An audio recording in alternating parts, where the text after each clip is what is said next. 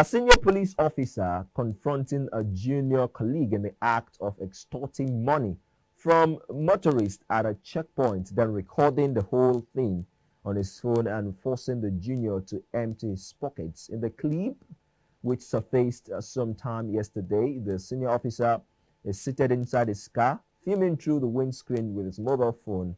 He calls out the junior officer who had just collected money from a driver.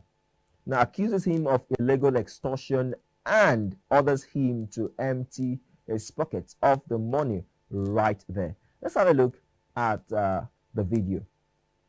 Drop here, yeah. All the money. Drop all the money. Drop all the money. Drop all the money. Yes.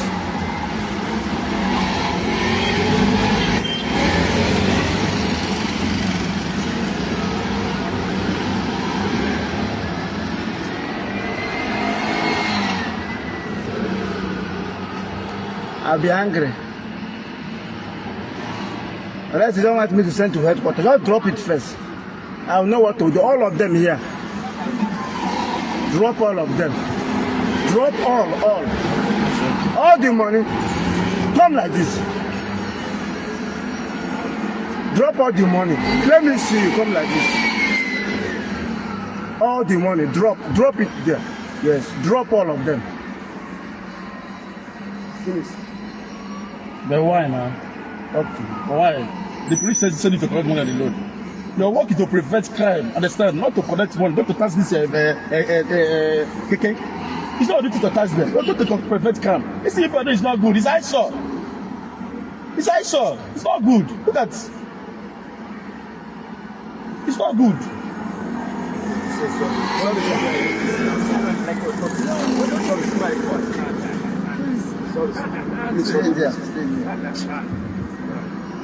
Stay there. No. Question.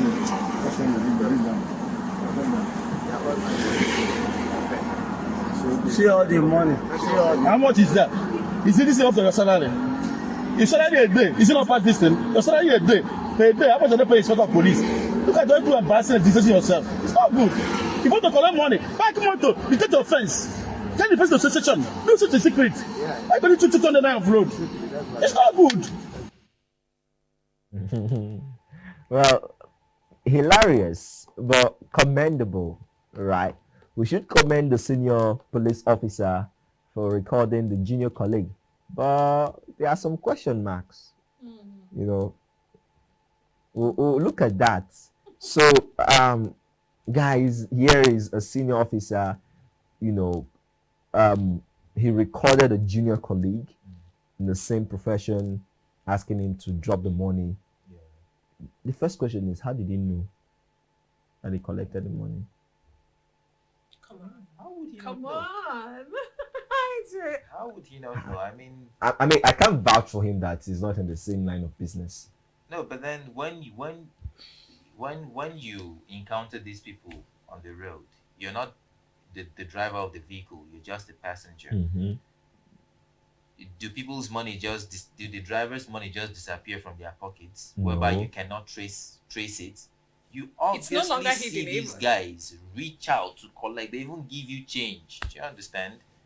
So it's obvious. I mean, so this from what I can possibly deduce from this whole thing, it's possible that he was driving and the car in front of him, he saw the car with money being taken out of the driver's hands, and then when he reached there, he decided to act the way he did. So, I mean, it's not secret anymore that there are plenty videos where you would even see a policeman jump into a vehicle because the driver is non-compliant and is forcefully saying you must drop or you're not going anywhere. Do you understand? My own question mark is different.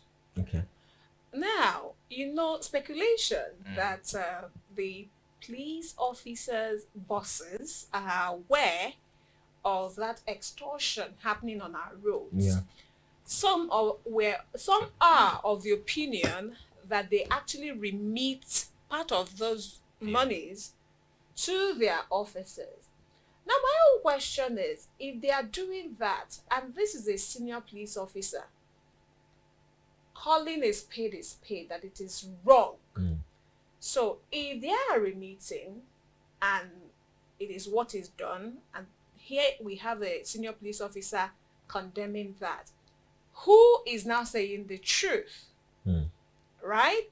Because we know when this extortion started before our very eyes, then it used to be hidden. Sometimes the drivers might even park their vehicles, get down and go and put it in a particular place so that they will exempt themselves that they didn't collect money from you. Did you catch me do that?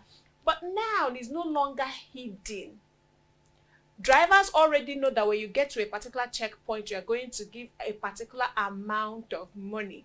Even got to a point where it was 50 naira before, it got to 100 naira. Some places now you have to give 200. I mean, this is a typical example. This is 200 naira from even tricycle. I think 200 naira is even the minimum. Yeah, it is the It is the minimum. Depending on what they perceive about the vehicle. Right? But the 200 naira is thank you for standing on the road, not for anything. But then when they want to do stop and search and maybe they discover something, then you know that you are in for a bigger thing. So if by chance what people are saying, the tongues that are wagging, that the bigger officers are aware of this extortion on the road, and this is one person out of so many that questions that it is wrong. What are you collecting the money for? And you find out that this money that they are collecting sometimes blinds them from the, I mean, Nigerian police, Exactly, they do their work. Like Nigerians will tell you when they want to work, they work. But most times when somebody has given you that money, is a go-go thing. You know, why am I applauding this? And crimes can be abated. Yeah, Aided and abated. I applauded this police officer because he is one of them, and kind of gives me hope that it is not everybody that is the bad egg, really. Now we're not going to throw a shade over those ones who do good things. There are policemen who do good but they are few. But they are few. You see, we've also had images and videos documenting police people helping travelers who got stuck, stranded by helping them change their tires, or even going as far as going beneath the vehicle trying to find out maybe some major damage to the vehicle. Do you understand? But the thing is, the quite a worrisome number of policemen have gone into this bad practice of extorting money. And you know what made me laugh at some point? The fact that you would even see these people even giving change. It's a transaction, actually. But I think beyond just commending the police officer for, correcting and even recording it and putting it out there, well, that is commendable. But how do we stop these various? Right? That's the main thing. Because here is someone that should protect people. Your primary responsibility is to protect, and you're collecting money from every transport or transporter that passes the road you are mounting, right? What are the possibilities that something evil will happen on that street and someone will just tip you a certain amount of money and then you let the person go?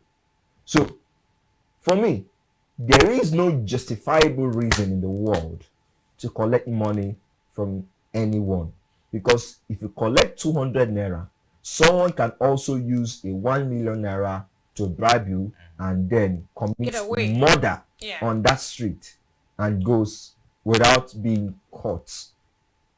So we need to address that disease, because it has eaten deep into the police force. Honestly speaking, just recently they said we can now record officers, harassing or whatever, and post it online. It was a debate before, but I think we have a new leadership.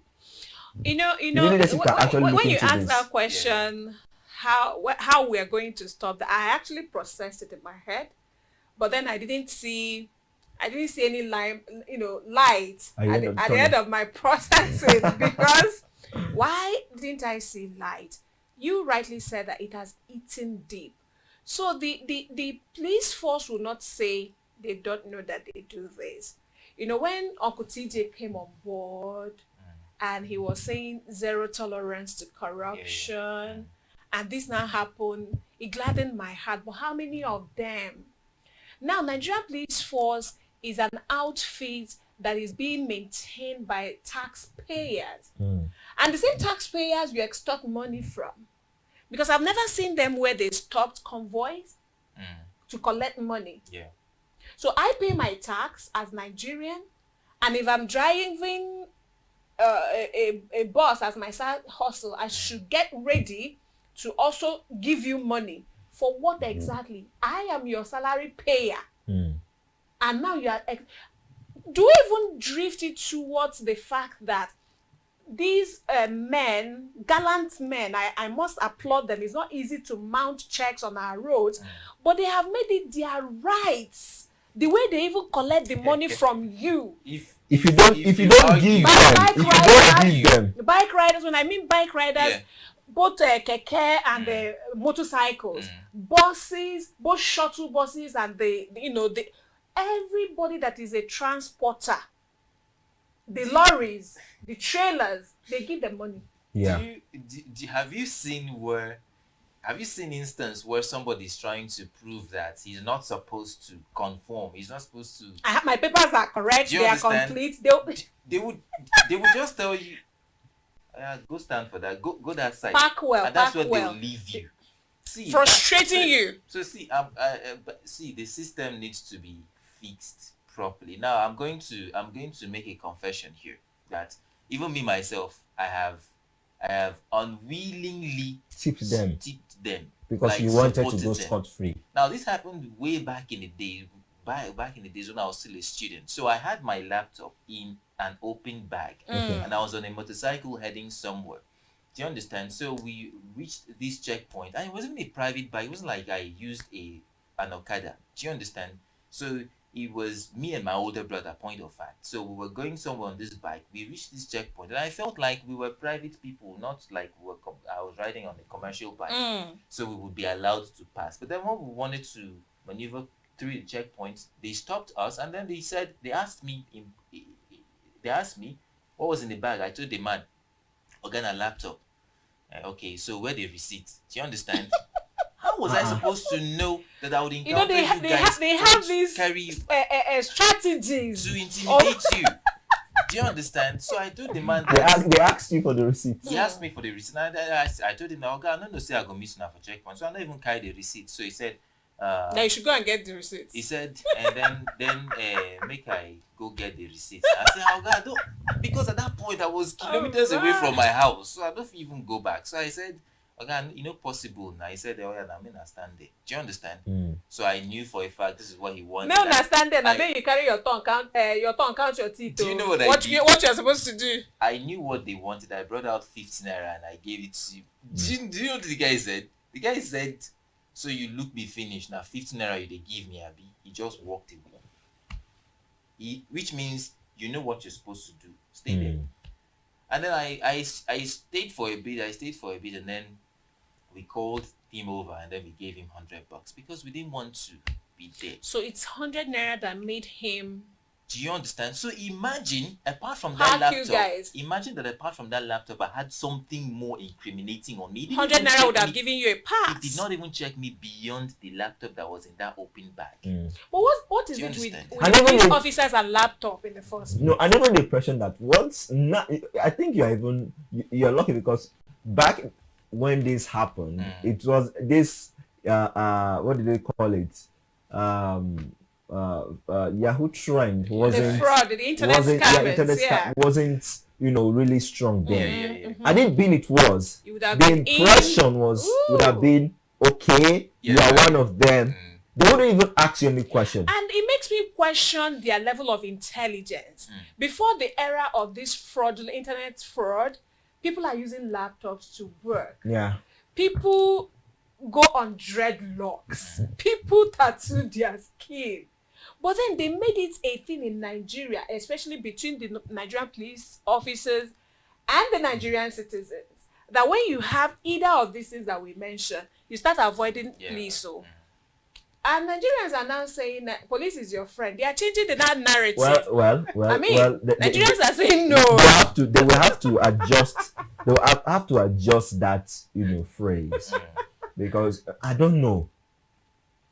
The corrupt police officers we have in Nigeria right now are more than absolutely. Let me use the word God-fearing ones that don't want to collect money from you. But let's also cut them some slack and also call out the federal government to really pay attention to their welfare, because that is what they hold on to. Yeah. I mean, look at the amount of money this guy is bringing out of his pocket. And his senior is telling him, is this not, is your salary per day not more than this? So we might say that he's being paid well, but he's just greedy and, should I use the word, is hungry to collect the hard-earned money of another person. So Nigerians are no longer safe on the street. That is it. They are saying police is no longer their friend. Yeah. Nigerians we are no longer safe anymore. That's all. And if we are afraid of those that should be protecting us, then there's a problem. There's a serious problem. Thank God the new Inspector General of Police came and he talked tough. And he talked about how he normally held before he became an IG, how he normally held reorientation courses with his subordinates, even before he became IG, and he still talks about how he's even going to now institutionalize it, whereby there will be reorientation courses for police officers to re-educate them on what they're supposed to do. Thank God for that, because what this shows us is, and it's not today, people have been complaining about the proper training of our police. It's not a thing whereby you just put them in one bad facility first of all, massive, before you will come even start to talk about what did they even train. You see these people even training with sticks in some cases. So hey, my God, do you understand? So all I'm saying is the training regimen that this police force members go through is not sufficient enough. It needs to be robust. It needs to cover a lot of things. It needs to work on their psyche, go to the root of their mind and try to let them know what the job is all about. It's not a job for you to just come and receive salary, because face it, and it's not just the police force, a lot of paramilitary and military formations, people go into them because they just need a way out. They want to have a job. Do you understand? So these people, members of our police, need to be re-educated. Training has to be more thorough.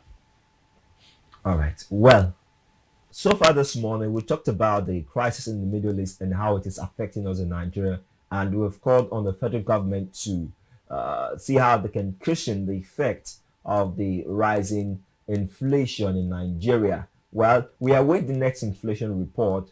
But for now, we go out on the street to see that people are no longer using the vehicles as they were 3 weeks ago, because over the last 2 weeks, price of petrol has increased 4 times, from 774 naira in some places. Now you can buy it 1,400, 1,300 naira, and that leaves us with the question: what does the future look like for Nigerians amidst this rising inflation in Nigeria?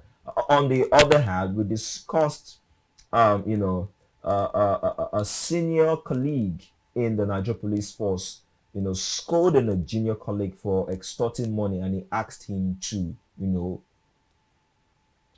relinquish the money. Maybe I should even ask the senior colleague, where did he keep the money? Where did you take it to? Did he take it to the orphanage? Or did you return it to the owners? Yes, we should ask. Yeah. Or did you collect the money and then you put it in your, because you use the power of seniority, forget about it. Right? Yeah. Right. That's a punishment. But then we commend him. We commend him for, scolding this junior officer and putting it out there. It also lets us know that there are people who still care about the Nigerian people, who frown at such, corrupt practices. And we are appealing to our police force. You're on the road not to collect money from people. if someone wants to give you money, let it be out of the person's own will. Yeah. I appreciate you, officer, for defending the rights There are some of of their citizens. colleagues that get these gifts from people. For defending the rights of citizens, right? Then I'm giving you something. I was at a function yesterday, and then the person leaving, I think we just had to do something for him, not because he wanted us to do it for him, but because he had served well and led well. That's how life is. If you do well, I can assure you that Nigerians can go the extra mile, to Nigerians are givers. to appreciate you. Yeah. That's the hospitable, spirit of every Nigerian. So our police, please don't be on the road to collect money from people, because people are even suffering to even make the money. Yeah. They now come and give you. You collect from them, and you still collect your own salary. That is thievery. Let's call it what it is. So protect the people. If they are giving you money, let it be out of their own will.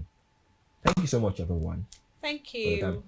We'll be having the Ministry of Health this morning later on, because of the program, who will be educating us on the World Tuberculosis Day.